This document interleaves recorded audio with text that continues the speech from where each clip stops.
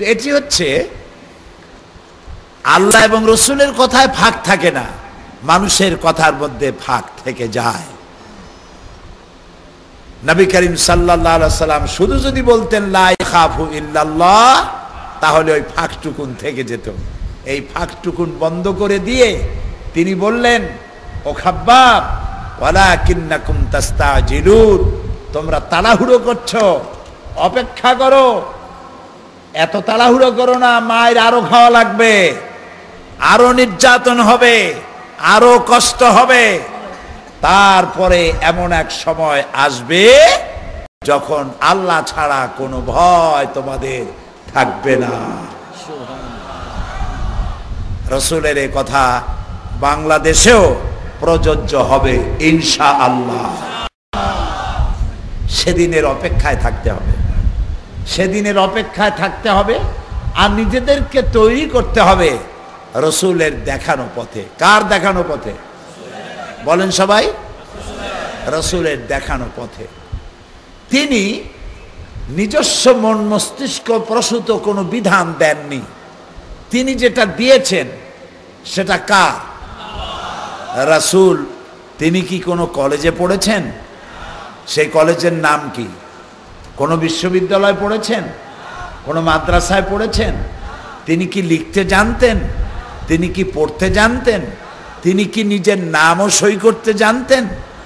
এই দেখুন, এখানে আল্লাহ তাআলা বলছেন ওয়াজাদাকা দাল্লান ফাহাদা, আপনি তো পথ হারা ছিলেন, আমি আপনারে পথ দেখাইছি।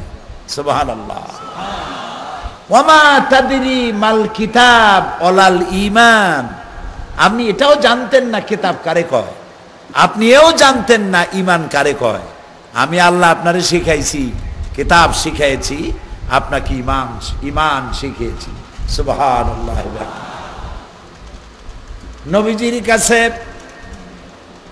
আল্লাহ তাআলা ওহী অবতীর্ণ করতেন, আর আল্লাহর নবী মুখস্থ করার জন্য জিহ্বাকে বারবার নাড়াচাড়া করতেন।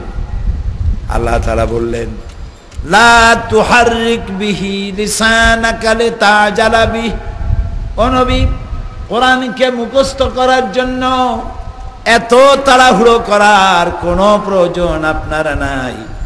আমার জিবরাইল যখন আপনার সামনে একবার তেলাওয়াত করবে, আপনি আমার জিবরাইলের সাথে একবারই উচ্চারণ করবেন, আপনার গোটা সিনার ভিতরে তামাম কোরআন শরীফ মুখস্থ করায় দেওয়ার মালিক আমি আল্লাহ। আমি কোরআন শরীফ আপনার মুখস্থ করায় দেব। সুবহানাল্লাহ।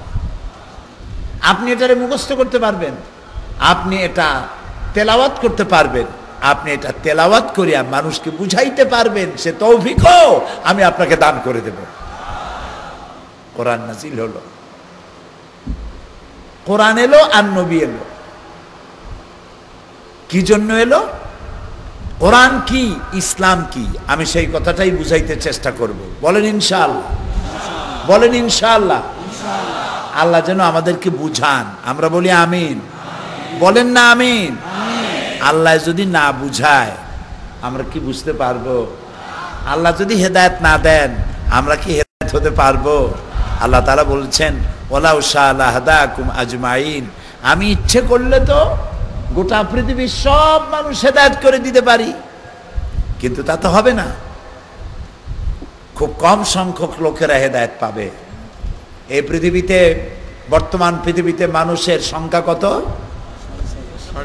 650 কোটি।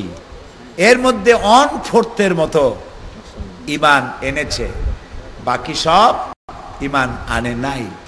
আর আল্লাহ তাআলা বলেছেন ইচ্ছে করলে আমি সবাইকে ঈমান দিতে পারতাম, হেদায়েত দিতে পারতাম, কিন্তু কেন দিলাম না? এটি একটি প্রশ্ন। এ প্রশ্ন কি আপনাদেরও? না কইলে তো বুঝবো না। আল্লাহ ইচ্ছা করলে হেদায়েত করতে পারেন, কিন্তু করবেন না, করলেন না, দিলেন না। কেন দিলেন না? কারণটা কি? এটির জবাব আমি দেব ইনশাআল্লাহ। বলি ইনশাআল্লাহ। আল্লাহ তাআলা সব কিছু সৃষ্টি করেছেন। সব কিছুর স্রষ্টা কে? মালিক কে? তিনি সব থেকে বড়। আল্লাহু আকবার বলেন সবাই, আরো জোরে বলেন, আরো জোরে। তিনি সর্বশ্রেষ্ঠ, তার থেকে বড় কেউ নেই। প্রতিটি ছোট জিনিস বড়কে কেন্দ্র করে আবর্তিত হয়। পৃথিবী বড় না চাঁদ বড়? আপনাদেরকে জবাব দিতে হবে। পৃথিবী বড় না চাঁদ বড়? তাই চাঁদ পৃথিবীকে কেন্দ্র করে ঘোরে। এবারে পৃথিবী বড় না সূর্য বড়? তাই পৃথিবী সূর্যকে কেন্দ্র করে ঘোরে। সূর্য বড় না গ্যালাক্সির ভিতরে যে সব বড় বড় তারকা আছে সেই তারকাগুলি বড়? সেই জন্য সূর্য ওই তারকাগুলি কেন্দ্র করে ঘোরে। ওই তারকাগুলির চাইতেও বড় হলো ব্ল্যাক হোল, তাই তারকাগুলি ব্ল্যাক হোলকে কেন্দ্র করে ঘোরে। যত বড় জিনিস আছে সে আরো বড় জিনিসকে কেন্দ্র করে ঘোরে। তাই চন্দ্র, সূর্য, গ্রহ, নক্ষত্র, সৌররাজি, নবমণ্ডল, ভূমণ্ডল সব বড়কে কেন্দ্র করে ঘোরে। আর সব থেকে বড়কে, তাই সমস্ত সৃষ্টি আল্লাহকে কেন্দ্র করে আবর্তিত হচ্ছে, ঘুরছে তো ঘুরছেই ইলা ইয়াউমিল কিয়ামা। ওয়া কুল্লুন ফি ফালাকি ইয়াসবাহুন, যা আছে মহাশূন্যে সব ঘূর্ণয়মান, সবাই ঘুরতেছে।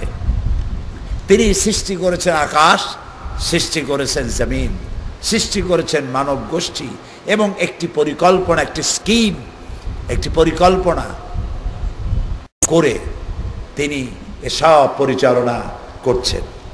আপনারা ভোট দিয়ে চেয়ারম্যান বানান, ঠিক না? কথা কয় না।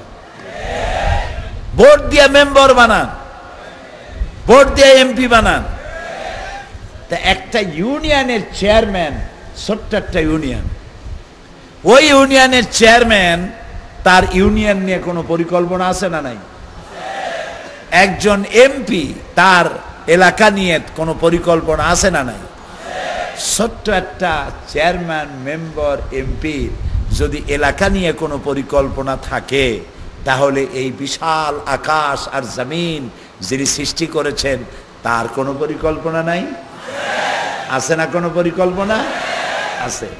তাই মানুষ যত পরিকল্পনা করে, পরিকল্পনাগুলি ভেস্তে যায়, আর কার্যকরী হয় আল্লাহ তাআলার পরিকল্পনা। আব্দুর রহমান আর বাংলা ভাই একটা পরিকল্পনা করেছিল, আর আল্লাহরও একটা পরিকল্পনা ছিল। কার্যকরী হইল কারটা? বলেন জোরে, আরো জোরে। ওয়ামাকারু ওয়ামাকার আল্লাহ ওয়াল্লাহু খায়রুল মাকিরিন। তো এই পৃথিবী পরিচালনা করার জন্য আল্লাহ তাআলার আইন আছে, কানুন, ল। এই আইন দুই প্রকার। আল্লাহর আইন কয় প্রকার? আমি আগেই বলেছি, রাজশাহীর মানুষ খুবই সুশিক্ষিত, ভালো লেখাপড়া জানে। তাদের সামনে বক্তৃতা করতে আমার খুব আনন্দ হয়, মজা হয়, যেহেতু তারা বোঝেন। আলহামদুলিল্লাহ। আইন হলো, আল্লাহর আইন কয় প্রকার? দুই প্রকার। একটি আইন হলো ল অফ নেচার, কানুনে ফিতরত, প্রকৃতির আইন। আরেকটি আইন হচ্ছে মানুষের জন্য।